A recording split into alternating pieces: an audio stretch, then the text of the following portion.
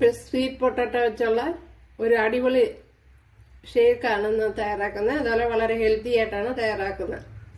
അപ്പോൾ വീഡിയോയിലേക്ക് പോവാം. ബ്രേക്ക്ഫാസ്റ്റ് ആയിട്ടൊക്കെ ഉപയോഗിക്കാം. ഇതെങ്ങനെയാണ് തയ്യാറാക്കണേന്ന് നോക്കാം.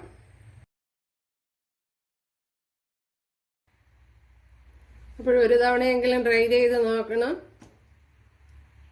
വളരെ ഹെൽത്തി ആയിട്ട് നല്ല ടേസ്റ്റി ആയിട്ടാണ് തയ്യാറാക്കിയിരിക്കുന്നത്. ഉണ്ടല്ലോ.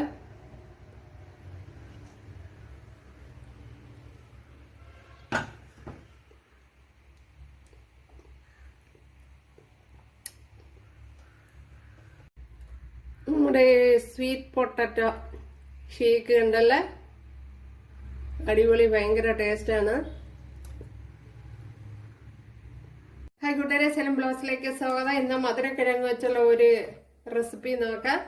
ഒരു ഷേക്കാണ് തയ്യാറാക്കുന്നത്. വളരെ ഹെൽത്തി ആയിട്ടാണ്. ഇന്നൊക്കെ ഇതിന്റെ ബാക്കി ഇരുന്നതിന് പുട്ടുണ്ടാക്കിയിരുന്നു, മധുരക്കിഴങ്ങ് പുട്ട്. നല്ലൊരു റെസിപ്പിയാണ്, അതുപോലെ ഹെൽത്തിയുമാണ്. നമുക്ക് കുറച്ച് കഴിക്കുമ്പോഴേ വയറൊക്കെ നിറയും.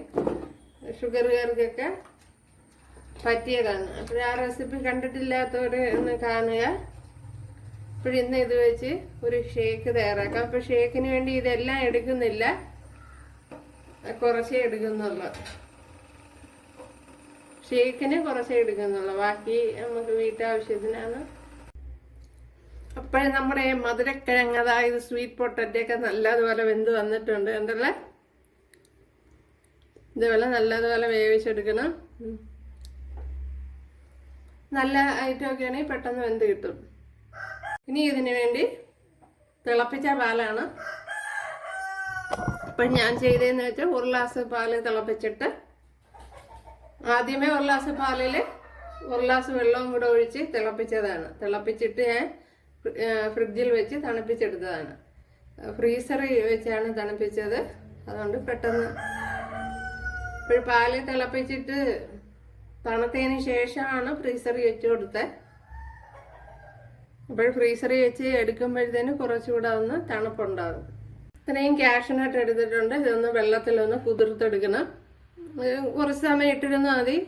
എല്ലാം ഇതേപോലെ വന്നിട്ടുണ്ട്. അപ്പോൾ കൂട്ടുകാരെല്ലാവരും ചെയ്ത് നോക്കുക.